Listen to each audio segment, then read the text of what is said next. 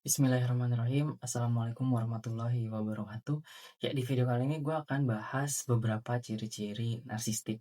Oke, jadi narsistik itu berkaitan erat dengan kepribadian, di mana seseorang itu merasa dirinya lebih superior, terus haus akan pujian dan validasi, serta niat empati atau sulit memahami orang lain. Gitu. Nah, ada beberapa jenis narsistik yang akan gue bahas. Yang pertama ada narsistik overt.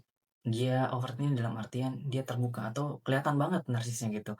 Ciri-cirinya dia suka pada prestasinya, terus arogan banget, terus juga memanipulatif, jiwa kompetisinya kuat banget, nggak mau kalah, nggak mau dengar pendapat orang. Jadi sisi narsisnya kelihatan banget gitu. Lu bisa ngeliat bahwa, wih narsis banget gitu. Narsis itu bukan yang suka tampil ya, tapi ketika dia sudah merugikan orang lain dan juga tidak sadar bahwa perilakunya menyakiti orang lain gitu.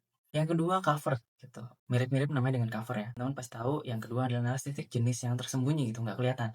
Dia tuh tipenya insecure gitu, terus merasa iri yang diam-diam gitu, bilang, "Oh si ini kok ini ya, padahal gue ini," gitu, yang ngomongnya diam-diam, terus ngehasut sana sini untuk membenci orang, dengan manipulasinya, dengan kecerdasannya dia menghasut orang sehingga orang itu benci juga dengan si korban dari NPD ini. Kelihatannya sih pemalu, tapi sebenarnya dia haus banget validasi gitu. Dalam cerita kayak misalnya dia iri sama orang, sebenarnya dia pengen juga dibilang sama orang yang diajak cerita ini kalau, "Lu juga punya prestasi ini kok, lu juga pinter kok, jangan mulu," gitu. Jadi dia haus validasi juga gitu, haus akan pujian juga sebenarnya gitu.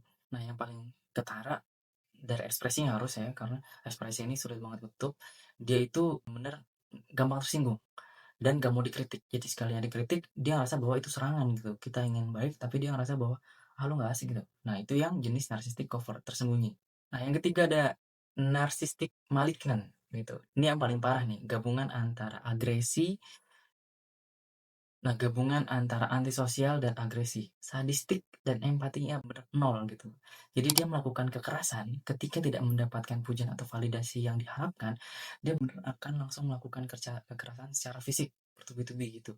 Sampai korbannya benar apa ya, terlukai secara mental dan fisik gitu. Jadi ini yang benar-benar parah gabungan antara antisosial dan juga dengan agresinya itu udah nggak ada empati, tambah agresif. Jadi ini yang paling bahaya dan harus paling dihindari. Tapi ini yang paling kelihatan, justru paling kelihatan jadinya paling bisa dihindari. Yang bahaya tadi tuh yang covert, yang kita nggak tahu kita akan jadi teman atau jadi lawan ya suatu saat nanti. Nah yang keempat juga nggak kalah bahaya, ini mungkin evolusi ya, mungkin gue bisa nyebut ini evolusi dari yang covert gitu. Jadi, narsistik antisosial atau jadi yang keempat ini adalah, narsistik antisosial atau, nah jadi yang keempat ini adalah yang paling parah, narsistik antisosial atau antagonistik. Jadi dia itu nyimpan dendam gitu di depan kelihatan baik atau di tempat umum kelihatan baik tapi nyimpan dendam, dia nggak mau dikalahin, kompetitifnya banget banget dibanding si covert, terus kalau punya dendam sulit memaafkan.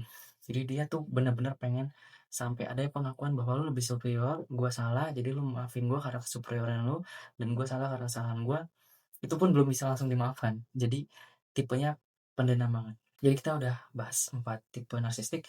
Yang pertama overt yang kelihatan, yang kedua covert ini yang, cukup bahaya, yang ketiga adalah yang agresif gitu, yang keempat adalah yang antagonistik gitu. Jadi kalau yang 3 sama 4 mungkin, bisa kita hindari secara kasat mata ya, tapi kalau yang kedua ini yang bahaya gitu. Jadi waspadalah.